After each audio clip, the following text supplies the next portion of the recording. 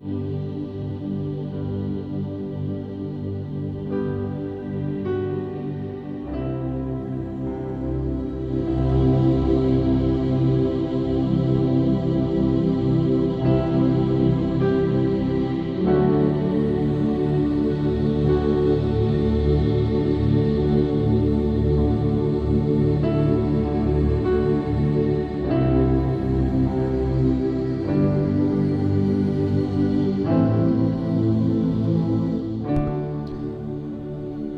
be the name of the Lord. Good morning. പുതിയൊരു പ്രഭാതത്തിൽ ദൈവത്തിൻ്റെ ജീവൻ്റെ വചനവുമായി നിങ്ങളുടെ മുൻപിലേക്ക് എന്നെ അയച്ച നല്ല ദൈവത്തെ നന്ദി നിറഞ്ഞ ഹൃദയത്തോടെ സ്തുതിക്കുന്നു. ഞാൻ എൻ്റെ ദൈവത്തെ ആഴമായി മഹത്വപ്പെടുത്തുന്നു. ഓരോ ദിവസവും ദൈവത്തിൻ്റെ മാറ്റമില്ലാത്ത തിരുവെഴുത്തുമായി നിങ്ങളുടെ മുൻപിലേക്ക് കർത്താവ് എന്നെ അയക്കുന്നത് നിങ്ങളെ ഓരോരുത്തരെയും പണിയാനും, നിങ്ങളെ ഓരോരുത്തരെയും ബലപ്പെടുത്താനും, നിങ്ങൾ ഓരോരുത്തരും പുതിയ ദൈവിക ജീവനിൽ നിറയുവാനും ഒക്കെ വേണ്ടിയിട്ടാണ്. അതിനുവേണ്ടി കർത്താവ് നമുക്ക് തന്നിരിക്കുന്ന ഈ നല്ല അവസരത്തെ നമുക്ക് നന്ദി നിറഞ്ഞ ഹൃദയത്തോടെ സ്വീകരിക്കാം. പൂർവാധികം ദൈവവചനത്തോട് പ്രതിബദ്ധതയുള്ളവരായി, ദൈവവചനത്തോട് സ്നേഹമുള്ളവരായി, വിധേയത്വമുള്ളവരായി, സമർപ്പണമുള്ളവരായി നമുക്ക് ഓരോരുത്തർക്കുമായിരിക്കാം. ജീവിതത്തിൽ കുറവുകളില്ലാത്ത ആരും തന്നെ ഇല്ല. എല്ലാവരും ഒരുപോലെ പാപം ചെയ്ത് ദൈവ തേജസ് നഷ്ടപ്പെട്ടവരായിരിക്കുന്നു എന്നാണ് തിരുവെഴുത്ത് പറയുന്നത്. എന്നാൽ നമ്മെ ആഴമായി മനസ്സിലാക്കുകയും സ്നേഹിക്കുകയും തിരിച്ചറിയുകയും ചെയ്യുന്ന ഒരു നല്ല കർത്താവുണ്ട് എന്ന്, നമ്മുടെ കുറവുകൾ ഓർക്കാതെ, നമ്മുടെ ബലഹീനതകൾ ഓർക്കാതെ നമ്മെ സ്നേഹിക്കുന്ന, നമ്മെ മനസ്സിലാക്കുന്ന ഒരു നല്ല കർത്താവുണ്ടെന്ന് നമുക്ക് ഓരോരുത്തർക്കും അറിയാവുന്ന കാര്യമാണ്. അപ്പോൾ തന്നെ കുറവുകളില്ലാതെ ജീവിക്കാനാണ് എല്ലാ മക്കൾക്കും ആഗ്രഹം. എല്ലാ ദൈവ മക്കൾക്കും, എല്ലാ മനുഷ്യർക്കും കുറവുകളില്ലാതെ ജീവിക്കണം എന്ന് വലിയ ആഗ്രഹമാണ്. എന്നാൽ ദൈവവചനം നമ്മോട് പറയുന്ന ഒരു വലിയ സത്യമുണ്ട്. ആ സത്യത്തെക്കുറിച്ചാണ് ഇന്നത്തെ നമ്മുടെ ചിന്ത. അല്ലാതെ ഒരു വ്യക്തിയുടെ കുറ്റവും കുറവും ചൂണ്ടിക്കാണിക്കുകയല്ല ഇന്നത്തെ ഈ സന്ദേശത്തിൻ്റെ ഉദ്ദേശം. അല്ലെങ്കിൽ നിങ്ങളിൽ ഒരാൾക്ക് ഇന്ന കുറവുണ്ട്, ഇന്ന കുറ്റമുണ്ട്, അതൊന്നും പറയാനൊന്നുമല്ല ഈ സന്ദേശം. ആ കുറവ് എന്താണ് എന്ന് ചോദിച്ചാൽ ഞാൻ ഈ തുടക്കത്തിൽ തന്നെ ഒറ്റ വാക്കിൽ ഞാൻ പറയാം. ദൈവവചനം നമ്മോട് പറയുന്ന ഒരു 5 കൂട്ടം കാര്യങ്ങളിലാണ് നമുക്ക് കുറവുള്ളത്. അല്ലെങ്കിൽ ദൈവവചനം വളരെ ഭംഗിയോടെ പറഞ്ഞു വെച്ചിരിക്കുന്ന ഒരു 5 കൂട്ടമല്ല, ഒരു 6 കൂട്ടം കാര്യം, ഒരു 6 കൂട്ടം കാര്യങ്ങളെക്കുറിച്ച് നമുക്കറിയാത്ത ഒരു കുറവ്, ആ സത്യം നമ്മൾ അറിഞ്ഞാൽ നമുക്ക് ഭയങ്കരമായിട്ട് സന്തോഷം ഉണ്ടാവുന്നൊരു കാര്യമാണ്. അപ്പോൾ ഇന്നത്തെ പ്രഭാത സന്ദേശം നിങ്ങളെ വലിയ ഒരു സത്യം സന്തോഷത്തോടു കൂടെ അറിയിക്കാൻ വേണ്ടിയിട്ടുള്ളതാണ്. ഓക്കെ, എന്താണ്? നമുക്ക് സമയം കളയാതെ തിരുവെഴുത്തിലേക്ക് കടക്കാം. ഒരു കാര്യം മാത്രം നമ്മൾ ചിന്തിച്ചാൽ മതി, അല്ലെങ്കിൽ ഒരൊറ്റ കാര്യം മാത്രം ശ്രദ്ധിച്ചാൽ മതി. അതാണ് നമ്മുടെ ഇന്നത്തെ സന്ദേശം. ഒരു കുറവ് നിനക്കുണ്ട് എന്നുള്ളൊരു സന്ദേശം ഞാൻ പറഞ്ഞതിൻ്റെ കാര്യം, ഈ കാര്യങ്ങളെക്കുറിച്ച് നമ്മൾ അറിയാത്ത ഒരു കുറവ്, അല്ലെങ്കിൽ നമുക്കറിയാമെങ്കിലും നമ്മൾ വേണ്ടത്ര ഗൗരവം കൊടുക്കാത്ത ഒരു കുറവ്, അത്രേ ഉള്ളൂ മീനിങ്. അപ്പോൾ നമ്മൾ പ്രധാനമായിട്ട് ചിന്തിക്കാൻ പോകുന്നത് ഒരു കാര്യം മാത്രം. അതാ ഇന്നത്തെ ടൈറ്റിൽ, ഒരു കാര്യം മാത്രം. എന്താണത്? ഒരു കാര്യം മാത്രമാണ് നമുക്ക് ആഗ്രഹിക്കാനുള്ളത്. അതെന്താ നമുക്കൊന്ന് നോക്കാം. സങ്കീർത്തനങ്ങളുടെ പുസ്തകം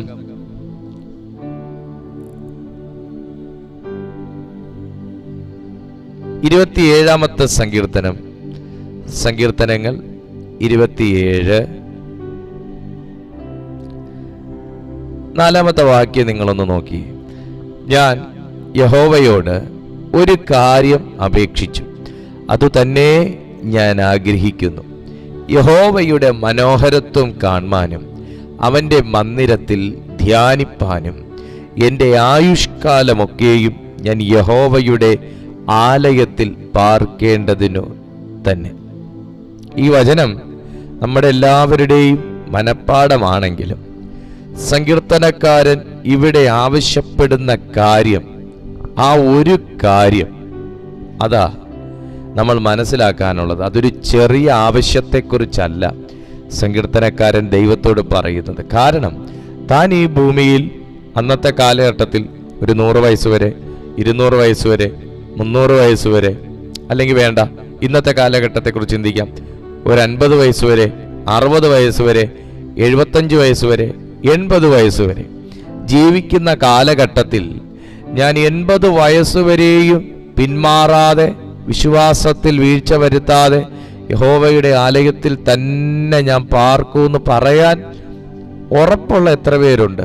ആർക്കും കാണുകയില്ല. കാരണം എല്ലാവരുടെയും ജീവിതത്തിൽ എപ്പോൾ വേണേലും നഷ്ടപ്പെട്ടു പോകാൻ സാധ്യതയുള്ള ഒന്നാണ് ക്രിസ്തീയ വിശ്വാസം. പ്രത്യേകിച്ച് അന്ത്യകാലഘട്ടത്തിലോട്ട് വരുമ്പോൾ അതിന് വളരെ വർധനമുണ്ടാകുമെന്നാണ് തിരുവെഴുത്തുകളും ഇന്നത്തെ സാഹചര്യങ്ങളും എല്ലാം തന്നെ നമുക്ക് മുന്നറിയിപ്പ് തരുന്നത്. അപ്പോൾ ഇവിടെ സങ്കീർത്തനക്കാരൻ പറയുന്നത്, ഞാൻ യഹോവയോട് ഒരു കാര്യം അപേക്ഷിച്ചു. ഇന്ന് അങ്ങനെ ചോദിച്ചിരിക്കുന്ന ആരോ ഇതിനകത്തുണ്ട്. ഒരു കാര്യത്തിന് വേണ്ടി ദൈവസന്നിധിയിൽ മുട്ടിപ്പായി പ്രാർത്ഥിക്കുന്ന ചിലർ. അതുതന്നെ ഞാൻ ആഗ്രഹിക്കുന്നു. നീ ചോദിച്ചതിലും നനച്ചതിലും അത്യന്തം പരമായി നിന്റെ ജീവിതത്തിൽ ചെയ്തു തരുന്നൊരു കർത്താവുണ്ട്. ഇവിടെ സങ്കീർത്തനക്കാരൻ ആവശ്യപ്പെടുന്നത് യഹോവയുടെ മനോഹരത്വം കാണണമെന്ന്. ഞാനൊരു ദൂത് നിങ്ങളോട് പറയട്ടെ. നിങ്ങളൊരു കാര്യത്തിന് വേണ്ടി ദൈവസന്നിധിയിൽ ചോദിച്ചു, അതിനുവേണ്ടി തന്നെ കാത്തിരിക്കുന്നു. ആ പ്രാർത്ഥിച്ച വിഷയത്തിൻ്റെ മേൽ മനോഹരത്വം വെളിപ്പെടണമെങ്കിൽ, പ്രാർത്ഥിച്ച വിഷയത്തിന്മേലുള്ള അന്ധത നീങ്ങി പ്രകാശം വിഷയത്തിന്മേൽ വരണമെങ്കിൽ നിങ്ങൾ കർത്താവിൻ്റെ മനോഹരത്വം കണ്ടാൽ മതി. നിങ്ങൾ യേശുവിൻ്റെ മനോഹരത്വം കാണുമ്പോൾ, നിങ്ങൾ ദൈവത്തിൻ്റെ ഗ്രേറ്റ്നസ് കാണുമ്പോൾ, നിങ്ങൾ കർത്താവിൻ്റെ നല്ല വശം കാണുമ്പോൾ, നിങ്ങൾ കർത്താവിൻ്റെ ഗ്ലോറി കാണുമ്പോൾ നിങ്ങളുടെ വിഷയത്തിന്മേലുള്ള അന്ധത നീങ്ങിപ്പോകുന്നേ. ആ ഒരു വിഷയത്തിന് വേണ്ടി തന്നെ ദൈവത്തോട് പ്രാർത്ഥിച്ചുകൊണ്ടിരിക്കുന്ന നിങ്ങളുടെ ജീവിതത്തിൽ ആ യഹോവയുടെ മനോഹരത്വം, ദൈവത്തിൻ്റെ മനോഹരത്വം വിടുതൽ രൂപേണ നിങ്ങളുടെ ജീവിതത്തിൽ വെളിപ്പെടും. എൻ്റെ ആയുഷ്കാലമൊക്കെയും ഞാൻ യഹോവയുടെ ആലയത്തിൽ പാർക്കേണ്ടതിനു തന്നെ. നമ്മുടെ വിശ്വാസ ജീവിതത്തിൽ നിന്ന് സാത്താൻ നമ്മളെ വലിച്ചുകൊണ്ട് പോകുന്നത് ആദ്യം ചെയ്യുന്നത് നമ്മുടെ വിശ്വാസ ജീവിതത്തിൽ നിന്നാണ്, ദൈവത്തിൻ്റെ ആലയത്തിൽ നിന്നാണ്, കർത്താവിൻ്റെ കൃപയിൽ നിന്ന്. എന്നാൽ ദൈവത്തോട് പ്രാർത്ഥിക്കുന്ന ഭക്തൻ ഇവിടെ ആവശ്യപ്പെടുന്ന ഒരു നിർബന്ധ ബുദ്ധിയോടെയുള്ള പ്രാർത്ഥന എന്താണെന്നറിയാവോ? കർത്താവേ, ഞാൻ മറ്റൊന്നിനും വേണ്ടി നിന്റെ മനോഹരത്വം വേണ്ടാന്ന് വെക്കല്ല. ഞാൻ മറ്റൊന്നിനും വേണ്ടി അങ്ങയുടെ ആലയം വിട്ടിറങ്ങല്ല. ഞാൻ മറ്റൊന്നിനും വേണ്ടി ദൈവകൃപയിൽ നിന്ന് പിന്മാറരുത്. ഈ പ്രഭാതത്തിൽ നിങ്ങളും അത് പ്രാർത്ഥിക്കണം. അല്ല, നമ്മളെല്ലാവരും അത് പ്രാർത്ഥിക്കണം. നിൽക്കുന്നവൻ വീഴാതിരിപ്പാൻ സൂക്ഷിക്കട്ടെ എന്ന ദൈവവചനം പറയുന്നത്. നമുക്ക് ആർക്കും ഒരു ഗ്യാരണ്ടിയും പറയാൻ പറ്റത്തില്ല. അതുകൊണ്ട് ദൈവത്തിൻ്റെ കൃപയില്ലാതെ ആർക്കും വിശ്വാസ ജീവിതത്തിൽ നിൽക്കുന്നത് സാധ്യമല്ല. പ്രധാനപ്പെട്ട ഒരു കാര്യമാണിത്. പ്രധാനപ്പെട്ട ഒരു കാര്യം മാത്രം നിങ്ങൾ ഈ കാര്യം ആഗ്രഹിക്കുക. രണ്ടാമത്തെ ഒരു കാര്യം മാത്രം എന്ന് പറയുന്നത് എല്ലാവർക്കും ഭവിക്കുന്ന ഒരു കാര്യം. അതെന്താന്നുള്ളതാണ് നമ്മൾ നോക്കാൻ പോണേ. ഇപ്പം എല്ലാവരും ആഗ്രഹിക്കേണ്ട ഒരു കാര്യം നമ്മൾ പറഞ്ഞു, യഹോവയുടെ മനോഹരത്വം കാണാനും അവൻ്റെ ആലയത്തിൽ വസിക്കാനും. ആ ഒരു കാര്യം എല്ലാവരും ആഗ്രഹിക്കണം. രണ്ടാമത്തെ ഒരു കാര്യം എല്ലാവർക്കും ഭവിക്കുന്ന ഒരു കാര്യം. അതെന്താണ് എന്ന് നമുക്ക് തിരുവെഴുത്തിൽ നോക്കിയാൽ സഭാപ്രസംഗിയുടെ പുസ്തകം നിങ്ങൾക്ക് കാണാം. സഭാപ്രസംഗിയുടെ പുസ്തകം 3-ാമത്തെ അധ്യായം അതിൻ്റെ 10-ാമത്തെ തിരുവെഴുത്തിൽ നോക്കുന്നു. സഭാപ്രസംഗി 3:19 സഭാപ്രസംഗി 3:19 എന്താ പറയുന്നതെന്നറിയാവോ? മനുഷ്യർക്ക് ഭവിക്കുന്നത് മൃഗങ്ങൾക്കും ഭവിക്കുന്നു, രണ്ടിനും ഗതി ഒന്നു തന്നെ. അത് മരിക്കുന്നത് പോലെ അവനും മരിക്കുന്നു, രണ്ടിനും ശ്വാസം ഒന്നത്രേ. മനുഷ്യന് മൃഗത്തേക്കാൾ വിശേഷതയില്ല, സകലവും മായയല്ലോ. സഭാപ്രസംഗിക്ക് ആകാശത്തിന് കീഴിലുള്ളതെല്ലാം മായയായിട്ടാണ് തോന്നുന്നത്. ദൈവമക്കളെ, സത്യമാണ്. കാരണം അകത്തേക്ക് എടുക്കുന്ന ശ്വാസം പുറത്തേക്ക് വരികയും പുറത്തേക്ക് വിട്ട ശ്വാസം നമ്മുടെ അകത്തേക്ക് എടുക്കാനും കഴിയുന്നു എന്നുണ്ടെങ്കിൽ, ഞാൻ തുടക്കത്തിൽ പറഞ്ഞ പോലെ ദൈവത്തിൻ്റെ കൃപയാണെന്ന് മനസ്സിലാക്കുക. ഇത് മനസ്സിലാക്കാതെയാണ് മനുഷ്യൻ നിഗളിക്കുന്നതും അഹങ്കരിക്കുന്നതും തർക്കുത്തരം പറയുന്നതും പകവെച്ചു പുലർത്തുന്നതും വഞ്ചിക്കുന്നതും മോഷ്ടിക്കുന്നതും എന്ത് വ്യാജം പറഞ്ഞും പണം നേടുന്നതും എല്ലാം ഈ അകത്തേക്ക് വിട്ട ശ്വാസം പുറത്തേക്ക് പോവുകയും പുറത്തേക്ക് പോയത് അടുത്ത പ്രാവശ്യം അകത്തേക്ക് എടുക്കാൻ പറ്റിയില്ലെങ്കിൽ തീരാവുന്നതേ ഉള്ളൂ. എന്നാൽ സഭാപ്രസംഗി ഭൂമിയിലേക്ക് നോക്കിയപ്പോൾ മൃഗങ്ങൾക്ക് എന്ത് സംഭവിക്കുന്നോ എന്ത് ഭവിക്കുന്നോ അത് തന്നെയാണ് മനുഷ്യൻ്റെയും ജീവിതത്തിൽ ഭവിക്കുന്നത്. എന്നാൽ സഹോദരങ്ങളെ, മൃഗങ്ങൾക്ക് കഴിയാത്ത കാര്യങ്ങൾ ദൈവം മനുഷ്യനെ കൊണ്ട് ചെയ്യുമ്പോൾ, മൃഗങ്ങൾക്ക് ഇല്ലാത്ത താലന്തുകൾ കൃപകൾ ദൈവം മനുഷ്യന് തന്നിരിക്കുമ്പോൾ, മൃഗങ്ങൾക്കില്ലാത്ത ഭാഗ്യം ദൈവം മനുഷ്യന് തന്നിരിക്കുമ്പോൾ, കേവലം ഒരു മൃഗം ചത്തു വീഴുന്നത് പോലെ ചത്തു വീഴാനാണോ അല്ലെങ്കിൽ ഭൂമിയിൽ നിന്ന് മറയപ്പെടാനാണോ കർത്താവ് നമുക്ക് രക്തവും മാംസവും തന്ന് നമ്മെ സ്നേഹിച്ചത്, ജീവനും ശക്തിയും പകർന്ന് നമ്മെ സ്നേഹിച്ചത്?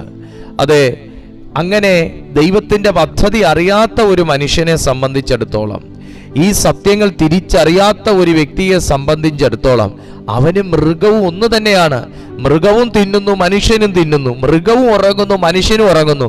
മൃഗവും ചാകുന്നു, മനുഷ്യനും ചാകുന്നു. എന്നാൽ മൃഗത്തിൽ നിന്ന് നിന്നെ വേറിട്ട് നിർത്തുന്നതും മൃഗത്തിന് ചെയ്യാൻ കഴിയാത്തത് താങ്കളെ കൊണ്ട് അസാധാരണമായ നിലയിൽ ദൈവം ചെയ്യിക്കുന്നതുമായ ആത്മീയ സത്യം ഉൾക്കൊണ്ടിരിക്കുന്ന ഒരു ജീവിയാണ് മനുഷ്യനെന്ന് മനസ്സിലാക്കിയാൽ താങ്കൾ ഉദാസീനതയോടെ ജീവിക്കയില്ല, താങ്കൾ അലസ മനോഭാവത്തോടെ ആത്മീയ ജീവിതത്തെ കാണുകയില്ല. ഈ ഒരു കാര്യവും നിങ്ങൾ ഓർക്കുക. എല്ലാവർക്കും ഭവിക്കുന്ന ഒന്നാണ് മരണം.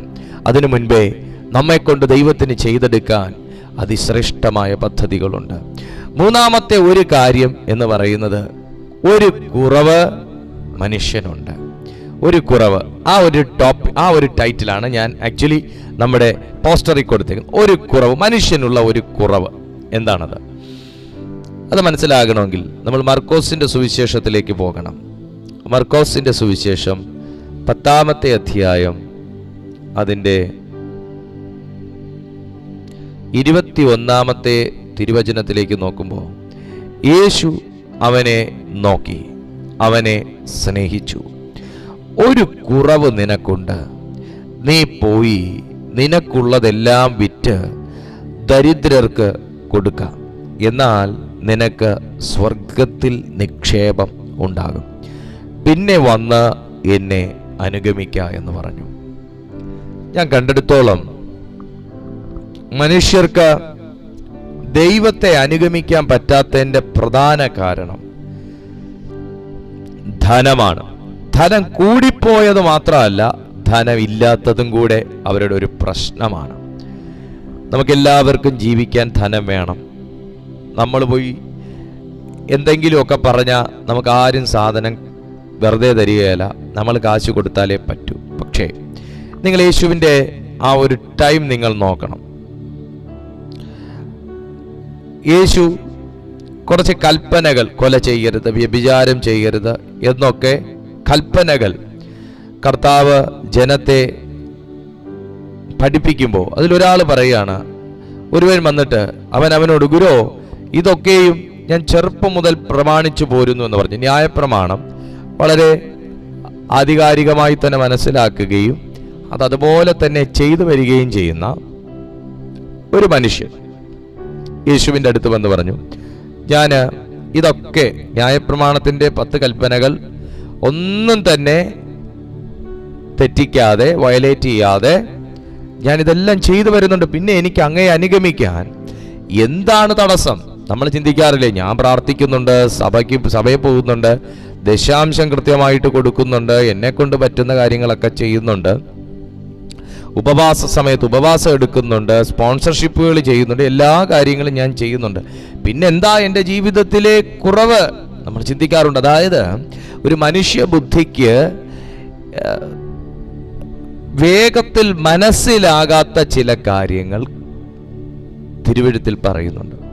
നമ്മൾ ചൈത്ത് കൊടുക്കുന്നു, നമ്മൾ കാര്യങ്ങൾ ചെയ്യുന്നു, പ്രാർത്ഥിക്കുന്നു, സഭയിൽ പോകുന്നു, എല്ലാം ചെയ്യുന്നുവെങ്കിലും യേശു എപ്പോഴും നമ്മിലേക്ക് നോക്കുമ്പോൾ കർത്താവിനെ കാണത്തക്ക രീതിയിൽ എന്തെങ്കിലുമൊക്കെ കാണും.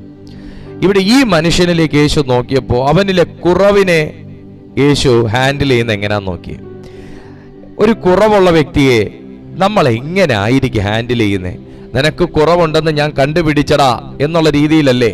നിനക്കൊരു കുറ്റം ഉണ്ടെന്ന് ഞാൻ കണ്ടുപിടിച്ചടാ, ഇനി നീ വലിയ ആള് ചമയണ്ട, നിനക്കൊരു കുറവുണ്ട് കേട്ടോ, അതുകൊണ്ട് നീ അത് തിരുത്തിക്കോ. ഈ രീതിയിലൊക്കെയാണ് മനുഷ്യനെ ഹാൻഡിൽ ചെയ്യുന്നത്.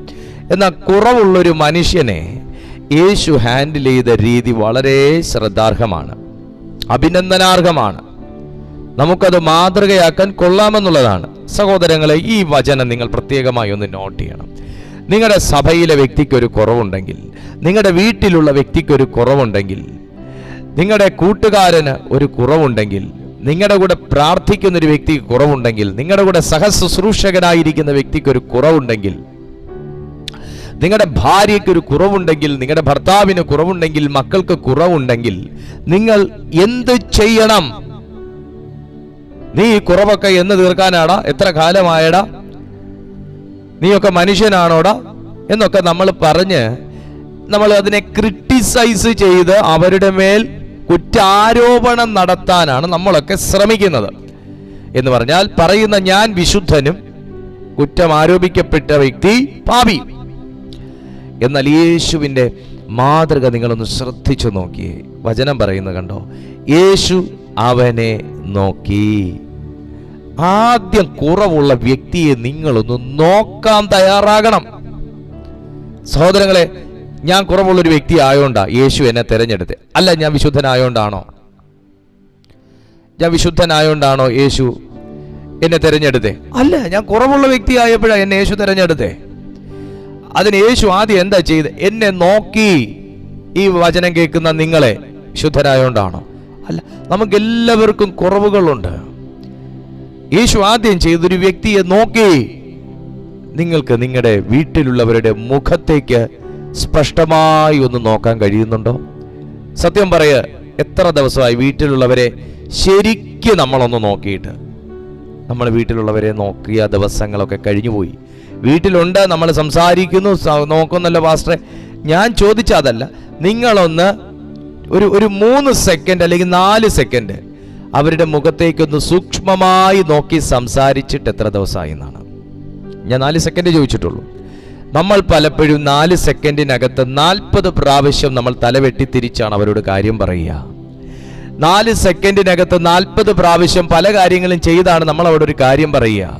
നമ്മൾ പുറത്തുനിന്ന് വന്നു കഴിഞ്ഞാൽ അവരെ ഒന്ന് സ്പഷ്ടമായി നോക്കാതെ കണ്ട പാതി കാണാത്ത പാതി നമ്മൾ നമ്മുടെ ബാഗ് കൊണ്ടൊരിടത്ത് വെച്ച് നമ്മുടെ വസ്ത്രം മാറ്റിയിട്ട് നമ്മൾ അങ്ങനെ ഓടി നടന്നാണ് കാര്യങ്ങൾ പറയുക. നമ്മൾ അവരുടെ മുഖത്തേക്ക് നോക്കുന്നില്ല, നമ്മൾ അവരോട് സംസാരിക്കുന്ന, നമ്മൾ അവരോട് നോക്കി ചിരിക്കുന്നില്ല, നമ്മൾ അവരുടെ മുഖത്തേക്ക് സ്പഷ്ടമായി നോക്കുന്നില്ല. പിന്നെ നമ്മൾ സ്നേഹിക്കുന്നു എന്നൊക്കെ പറയുന്നു, കരുതുന്നു എന്നൊക്കെ പറയുന്നു, ഓർക്കുന്നു എന്നൊക്കെ പറയുന്നു, എൻ്റെ ചങ്കാന്ന് പറയുന്നു, കരളാന്ന് പറയുന്നു, പൊന്നാന്ന് പറയുന്നു. ഇതൊക്കെ പറയാമെന്നേ ഉള്ളൂ. പക്ഷെ വീട്ടിലുള്ളവരുടെ മുഖത്ത് നോക്കിയിട്ട് എത്ര നാളായി? വീട്ടിലുള്ളവരുടെ കണ്ണി നോക്കിയിട്ട് എത്ര നാളായി? വീട്ടിലുള്ളവരുടെ അടുത്തിരുന്നിട്ട് എത്ര നാളായി? മക്കളുടെ കൈയൊക്കെ ഒന്ന് പിടിച്ച് നമ്മുടെ കയ്യിലൊക്കെ ഒന്ന് വെച്ച് സംസാരിച്ചിട്ട് എത്ര നാളായി? ഒരു കുറവ് നിനക്കുണ്ട്. പക്ഷേ ഈ വ്യക്തി നമ്മുടെ കൂടെ വന്നിരുന്ന് പ്രാർത്ഥിക്കുന്ന വ്യക്തി ആയിരിക്കാം. പക്ഷെ നമ്മൾ അവരുടെ മുഖത്ത് നോക്കുന്നില്ല, നമ്മൾ അവരുടെ കണ്ണി നോക്കുന്നില്ല, നമ്മൾ അവരെ കേൾക്കുന്നില്ല. അവർ പറയുന്നു, എന്നോട് തന്നെയാണ് പറയുന്നത്, പക്ഷെ അവരുടെ ശബ്ദം കേൾക്കുന്നു, പക്ഷെ അവരുടെ മുഖത്തേക്ക് നോക്കുന്നില്ല. നമ്മൾ അവരെ കൺസിഡർ ചെയ്യുന്നില്ല. പക്ഷേ കുറവുള്ളൊരു മനുഷ്യനെ യേശു നോക്കുന്നത് എങ്ങനെയാണെന്നറിയാവോ? യേശു അവനെ നോക്കി. 2, അവനെ സ്നേഹിച്ചു. 3 പറഞ്ഞു, ഒരു കുറവ് നിനക്കുണ്ട്, ഒരു കുറവ് നിനക്കുണ്ട്. മക്കളെ, നമ്മളെ ഈ നോക്കേണ്ടവരെയൊക്കെ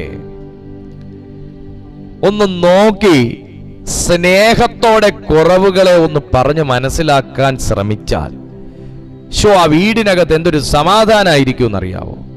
ഇത് കുറവുണ്ടെന്ന് കണ്ടാൽ വിശുദ്ധൻ അതിനകത്ത് എഴുന്നേൽക്കുകയാണ്. ഗ്ലോറി. അത് തന്നെ ഏറ്റവും വലിയൊരു കുറവാണെന്ന് ഞാൻ ഇന്ന് പകൽ വിശുദ്ധൻ ചമയുന്നവരോട് പറയട്ടെ.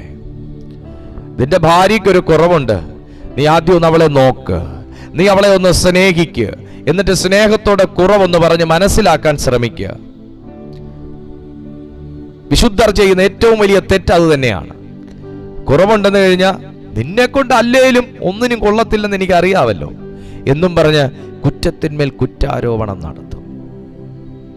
ദൈവമക്കളെ, എന്നെ കർത്താവ് തെരഞ്ഞെടുത്തത് എന്ത് ക്വാളിറ്റിയിലാണെന്ന് മനസ്സിലാക്കിയാൽ തന്നെ ഈ പ്രശ്നം മാറിക്കിട്ടും ഈ ബാധ ഒഴിഞ്ഞു കിട്ടും. യേശു അവനെ നോക്കി, അവനെ സ്നേഹിച്ചു.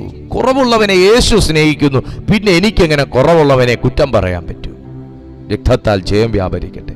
ഒരു കുറവ് നിനക്കുണ്ട്, നീ പോയി നിനക്കുള്ളതെല്ലാം വിറ്റ് ദരിദ്രർക്ക് കൊടുക്ക, എന്നാൽ നിനക്ക് സ്വർഗത്തിൽ നിക്ഷേപം ഉണ്ടാകും. പിന്നെ വന്ന് എന്നെ അനുഗമിക്കുക. സ്വർഗത്തിൽ നിക്ഷേപമുള്ളവർക്കേ കർത്താവിനെ അനുഗമിക്കാൻ പറ്റത്തുള്ളൂ. പിണക്കമില്ലെങ്കിൽ ഒരു ഹല്ലേലൂയ പറയാമോ? സ്വർഗത്തിൽ നിക്ഷേപം ഉണ്ടെങ്കിലേ കർത്താവിനെ അനുഗമിക്കാൻ പറ്റൂ. നമ്മുടെ അക്കൗണ്ടിൽ കാശുണ്ടെങ്കിൽ നിങ്ങൾക്ക് കൊള്ളാം, നിങ്ങൾക്ക് ക്രെഡിറ്റ് കാർഡ് ഉണ്ടെങ്കിൽ നിങ്ങൾക്ക് കൊള്ളാം. ക്രെഡിറ്റ് കാർഡ് വലിച്ച് നമുക്ക് ആത്മീയ ജീവിതം മുമ്പോട്ട് പോകാൻ പറ്റത്തില്ല. ഗ്ലോറി. ക്രെഡിറ്റ് കാർഡ് എന്ന് പറയുന്നത് ബാധ്യതാ കാർഡാ. പക്ഷേ ക്രെഡിറ്റ് കാർഡ് കൊണ്ടു നടന്നാൽ നമുക്കൊരു ക്രെഡിറ്റ് ഒക്കെ ഉണ്ട്, ഇല്ലാന്ന് ഞാൻ പറയുന്നില്ല. പക്ഷെ ആ ക്രെഡിറ്റ് കാർഡും കൊണ്ട് സ്വർഗത്തിൽ പോയി നമുക്ക് ട്രാൻസാക്ഷൻ നടത്താൻ പറ്റത്തില്ല. ഭൂമിയിൽ വല്ലതൊക്കെ നടക്കും. സ്തോത്രം. അതുപോലെ മടക്കി കൊടുക്കുകയും വേണം.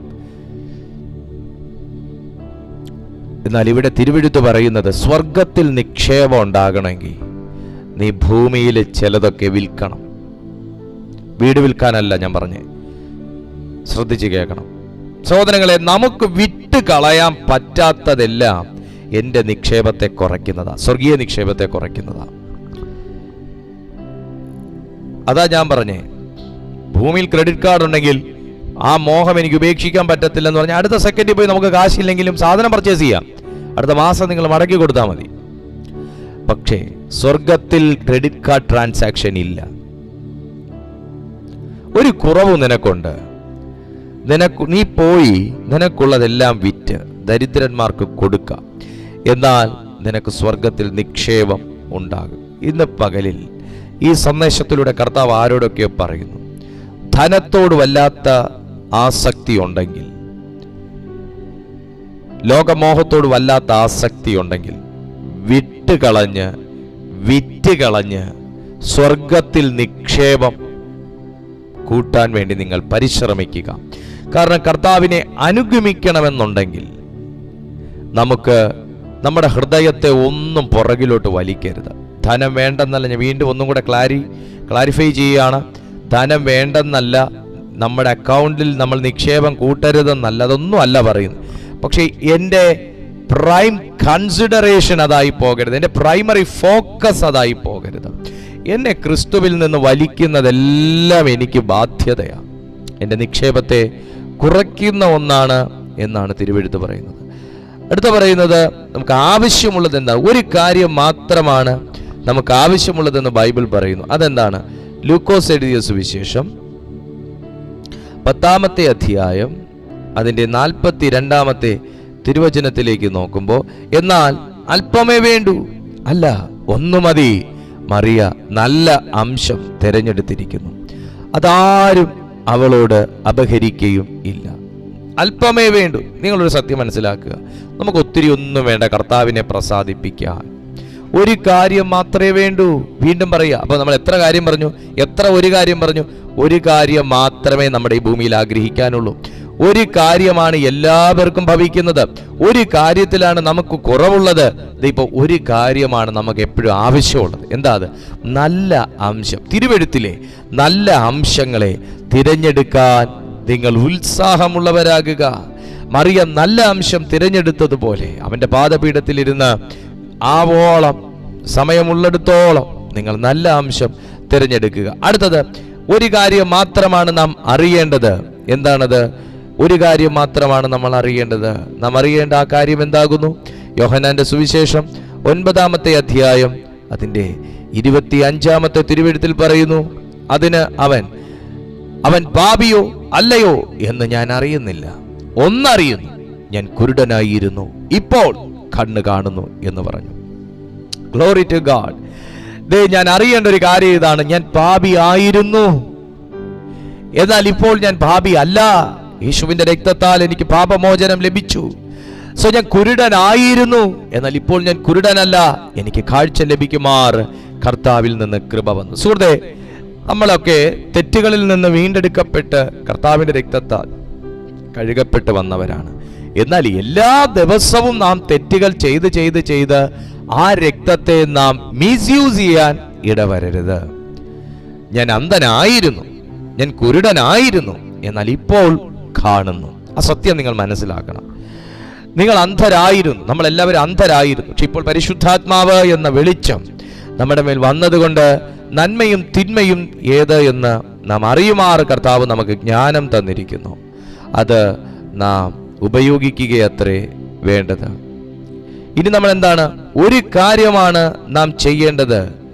എന്താണ് ആ ഒരു കാര്യം? നാം ചെയ്യേണ്ട ഒരു കാര്യം എന്താണെന്നാണ് ബൈബിൾ പറയുന്നത്. ഫിലിപ്പിയർക്ക് എഴുതിയ ലേഖനം 3-ാം അധ്യായം അതിന്റെ 14-ാമത്തെ വാക്യം ഞാൻ പറയുന്നു. തിരുവെഴുത്ത് പറയുന്നു, ഒന്ന് ഞാൻ ചെയ്യുന്നു, പിമ്പിലുള്ളത് മറന്നും മുമ്പിലുള്ളതിന് ആഞ്ഞും കൊണ്ട് ക്രിസ്തു യേശുവിൽ ദൈവത്തിന്റെ പരമവിളിയുടെ വിരുദ്ധനായി ലാക്കിലേക്ക് ഓടുന്നു. അത് ഞാൻ ചെയ്യേണ്ട ഒരു കാര്യമാണ്. ഇത് ഈ പറഞ്ഞ ഒരു കാര്യങ്ങൾ ചെയ്തില്ലെങ്കിൽ, ഞാൻ ഇത്രയും പറഞ്ഞ ഒരു കാര്യങ്ങൾ ചെയ്തില്ലെങ്കിൽ അവിടെയാണ് എനിക്ക് കുറവുള്ളത്. ഒരു കാര്യം മാത്രം ഞാൻ ചെയ്യുന്നു, പിമ്പിലുള്ളത് മറന്ന്. നിങ്ങളുടെ കഴിഞ്ഞ ജീവിതം നിങ്ങൾ മറക്കാൻ തയ്യാറാകണം. കഴിഞ്ഞുപോയ തകർച്ചകൾ, കഴിഞ്ഞുപോയ പരാജയങ്ങൾ, കഴിഞ്ഞ പാപജീവിതങ്ങൾ, കഴിഞ്ഞ തകർച്ചയുടെ ഓർമ്മകൾ നിങ്ങൾ മറക്കാൻ തയ്യാറാകണം. മുമ്പിലുള്ളതിനു വേണ്ടി നിങ്ങൾ ആയണം. ക്രിസ്തുയേശുവിൽ ദൈവത്തിന്റെ പരമവിളിയുടെ വിരുദ്ധനായി ആ ലാക്കിലേക്ക് ഓടാൻ ദൈവം നിങ്ങളെ വിളിക്കുകയാണ്, തിരഞ്ഞെടുത്തിരിക്കുകയാണ്. അതിന് തക്കവണ്ണം നിങ്ങൾ ശക്തിയെ ദൈവസന്നിധിയിൽ പുതുക്കുക. പിന്നെ ഒരു കാര്യം ഞാൻ അറിയേണ്ടത് എന്താണ്? സമയത്തെ സംബന്ധിച്ചിടത്തോളമുള്ള ആ ഒരു കാര്യം ഞാൻ അറിയേണ്ടത് വളരെ അത്യാവശ്യമാണ്. സമയത്തെ സംബന്ധിച്ച സത്യത്തെക്കുറിച്ച് ഞാൻ അറിഞ്ഞില്ലെങ്കിൽ എനിക്ക് പുറപ്പാടിന് തയ്യാറെടുക്കാനായി കഴിയുകയില്ല. പത്രോസ് എഴുതിയ 2-ാം ലേഖനം 3-ാം അധ്യായം 8-ാമത്തെ വാക്യം പറയുന്നു, എന്നാൽ പ്രിയമുള്ളവരെ, കർത്താവിന് ഒരു ദിവസം 1000 സംവത്സരം പോലെയും 1000 സംവത്സരം ഒരു ദിവസം പോലെയും ഇരിക്കുന്നു എന്നീ കാര്യം നിങ്ങൾ മറക്കരുത്. ചിലർ താമസമെന്ന് വിചാരിക്കുന്നത് പോലെ കർത്താവ് തന്റെ വാഗ്ദത്തം നിവർത്തിപ്പാൻ താമസിക്കുന്നില്ല. ആരും നശിച്ചു പോകാതെ എല്ലാവരും മാനസാന്തരപ്പെടുവാൻ അവൻ ഇച്ഛിച്ച് നിങ്ങളോടുള്ള ദീർഘക്ഷമ കാണിക്കുന്നതേയുള്ളൂ. നിങ്ങൾ ആരും കരുതരുത്, നിങ്ങളോടുള്ള വാഗ്ദത്തം കർത്താവ് ചെയ്യുന്നില്ല, നിങ്ങളോടുള്ള ആലോചന ദൈവം നിവർത്തിക്കുന്നില്ല, നിങ്ങളുടെ പ്രാർത്ഥന ദൈവം കേൾക്കുന്നില്ല, നിങ്ങളുടെ കണ്ണുനീർ ദൈവം കാണുന്നില്ല. നിങ്ങൾ ആരും അങ്ങനെ കരുതരുത്. ചിലർ താമസമെന്ന് വിചാരിക്കുന്നത് പോലെ കർത്താവ് തന്റെ വാഗ്ദത്തം നിവർത്തിപ്പാൻ താമസിക്കുന്നില്ല. കർത്താവ് വെയിറ്റ് ചെയ്യുന്നതേ ഉള്ളൂ. ദൈവത്തിന്റെ മനസ്സലിവിനാൽ കർത്താവ് വെയിറ്റ് ചെയ്യുന്നതേ ഉള്ളൂ. എന്താണ് ആ വെയിറ്റ് ചെയ്യുന്നത്? നിനക്കുള്ള കുറവിനെ കുറിച്ച് നീ തിരിച്ചറിഞ്ഞാൽ, നമുക്ക് എവിടെയാണ് തെറ്റിപ്പോയതെന്ന് തിരിച്ചറിഞ്ഞാൽ, നമ്മുടെ വീഴ്ചകളിൽ നിന്ന് നമുക്ക് തിരുത്തൽപ്പെടലിന് ആമേനുള്ള അവസരം ഉണ്ട് എന്ന് തിരിച്ചറിഞ്ഞാൽ, അതെ, ഒരു കാര്യത്തെക്കുറിച്ച് ഞാൻ ആഗ്രഹിക്കണമെന്ന് തിരിച്ചറിഞ്ഞാൽ, ഒരു കാര്യത്തിന് വേണ്ടി ഞാൻ പരിശ്രമിക്കണമെന്ന് തിരിച്ചറിഞ്ഞാൽ, അതിനുവേണ്ടി അവൻ വെയിറ്റ് ചെയ്യുന്നതേ ഉള്ളൂ. നമ്മുടെ വാഗ്ദത്തങ്ങൾ താമസിക്കാൻ, നമ്മുടെ കുറവുകൾ നാം മനസ്സിലാക്കേണ്ടത് അത്യാവശ്യമാണെങ്കിൽ, നമ്മുടെ വാഗ്ദത്തങ്ങൾ നിവർത്തിക്കാൻ നമ്മുടെ കുറവുകൾ മനസ്സിലാക്കേണ്ടത് അത്യാവശ്യമാണെങ്കിൽ, ഇന്ന് പകലിൽ ഈ തിരുവെഴുത്ത് നമുക്ക് ഓരോരുത്തർക്കും മുന്നറിയിപ്പ് തരികയാണ്. ചിലർ വിചാരിക്കുന്നത് പോലെ കർത്താവിന്റെ വരവ് താമസിക്കുന്നില്ല. അവൻ വേഗം വരും. വാനമേഘങ്ങളിൽ അവൻ വരും. കർത്താവ് താൻ ഗംഭീരനാദത്തോടും പ്രധാന ദൂതന്റെ ശബ്ദത്തോടും കാഹളത്തോടും കൂടെ താൻ വരുമ്പോൾ ക്രിസ്തുവിൽ മരിച്ച വൃതന്മാർ മുൻപേ ഉയർത്തെഴുന്നേൽക്കുകയും അവൻ ക്രിസ്തുവിനോടുകൂടെ രൂപാന്തരം പ്രാപിക്കുകയും ചെയ്യും. അതിനുവേണ്ടി നമുക്ക് ഒരുങ്ങാം. നമ്മുടെ കുറവുകളെ നികത്താം. കർത്താവിന് വേണ്ടി നമുക്ക് ഒരുമിച്ച് തൻ്റെ രാജ്യത്തിന് വേണ്ടി ആ ലാക്കിലേക്ക് ഓടാൻ നമുക്ക് തയ്യാറാകാം. ദൈവം അതിനായി നമ്മെ സഹായിക്കട്ടെ. നല്ല കർത്താവേ, ഈ സമയം ദൈവകരങ്ങളിലേക്ക് ഓരോ ജനത്തെയും ഏൽപ്പിച്ച് പ്രാർത്ഥിക്കുന്നു. കർത്താവ് ഇവരെ ശക്തീകരിക്കുന്നതിനും ഓരോ ദിവസവും തിരുവെഴുത്തിനാൽ ഇവരെ ദൈവം ബലപ്പെടുത്തുന്നതിനും സ്തോത്രം ചെയ്യുന്നു. ഞങ്ങളുടെ ഈ കൂട്ടായ്മയെ ദൈവം നിറപടിയായി അനുഗ്രഹിക്കണമേ. ലോകത്തിന് മുഴുവനും ഒരു മാനസാന്തരത്തിനും ഒരു ഉണർവിനും തക്കവണ്ണം ദൈവം ഈ കൂട്ടായ്മയെ അനുഗ്രഹിക്കണമേ. സ്വർഗീയ ചിറകുകൾ ഇതിലെ ഓരോ സന്ദേശങ്ങളിൽ മേലും ദൈവം വെച്ച് ഇത് ലോകവ്യാപകമായി ദൈവം ഇതിനെ ഓടിക്കണമേ. സകലരെയും ഉണർത്തുവാൻ ദൈവം ഈ സന്ദേശം ഉപയോഗിക്കണമേ. ഈ മീറ്റിംഗിൽ അറ്റൻഡ് ചെയ്യുന്ന ഓരോ ജനത്തെയും അവിടുന്ന് അനുഗ്രഹിക്കണമേ. കർത്താവെ, അവരെ ശക്തീകരിക്കണം. എല്ലാ നന്മകളാലും ദൈവം അവരെ അനുഗ്രഹിക്കണമേ. ഇന്ന് രോഗികളായി ആരെങ്കിലും ഞങ്ങളെ കാണുന്നെങ്കിൽ കർത്താവായ യേശുവിൻ്റെ നാമത്തിൽ അവർ പൂർണ്ണമായി സൗഖ്യമാകട്ടെ. അവർ ദൈവത്തിനു വേണ്ടി അവർ എഴുന്നേൽക്കാൻ തക്കവണ്ണം ദൈവം സഹായിച്ചാട്ടെ. തൃക്കൈയിൽ ഏൽപ്പിക്കുന്നു, അനുഗ്രഹിച്ചു പ്രാർത്ഥിക്കുന്നു. എല്ലാ മഹത്വം അങ്ങേക്ക് യേശുവിൻ നാമത്തിൽ തന്നെ. ആമേൻ. ദൈവമായ കർത്താവ് നിങ്ങളെയും നിങ്ങൾക്കുള്ള എല്ലാത്തിനെയും ധാരാളമായി അനുഗ്രഹിക്കട്ടെ. ഈ വീഡിയോയ്ക്ക് ഒരു ലൈക്ക് കൊടുക്കുക. ഈ ചാനൽ സബ്സ്ക്രൈബ് ചെയ്തിട്ടില്ലെങ്കിൽ സബ്സ്ക്രൈബ് ചെയ്യുക. മറ്റുള്ളവർക്കും കൂടെ നിങ്ങൾ ഈ വീഡിയോ പങ്കുവയ്ക്കുക. കർത്താവ് നിങ്ങളെ എല്ലാ നിലയിലും മാനിക്കട്ടെ. അടുത്ത ദിവസം വീണ്ടും കാണുന്നത് വരെ അത്യുന്നതൻ്റെ ചിറകിൻ കീഴിൽ കർത്താവ് നമ്മെ എല്ലാവരെയും സൂക്ഷിക്കട്ടെ. I bless you. Jesus almighty name. Amen.